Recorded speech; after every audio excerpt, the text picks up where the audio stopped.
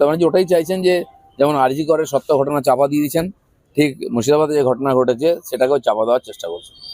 আমি তো ছিলাম সেখানে ফারাক্কাতে, রাত্রেবেলা এসেছি, সব দৃশ্য দেখে এসেছি আমি। তো উনি কেন তদন্ত করছেন না? উনি মনে করছেন না এটা কোনো বড় ঘটনা হয়েছে?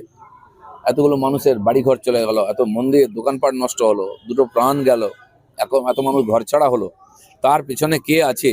সত্য সামনে আসবে না?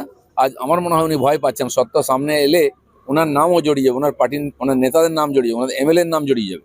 মুখ্যমন্ত্রীর দম থাকে, ওখানে যে ঘটনা হয়েছে, উত্তেজনা ছড়িয়েছে, দাঙ্গা হয়েছে, হিন্দু বাড়ি লুট হয়েছে, মন্দির ভাঙা হয়েছে, হত্যা হয়েছে, তার তদন্ত উনি করান কেন্দ্রীয় সংস্থা দিয়ে।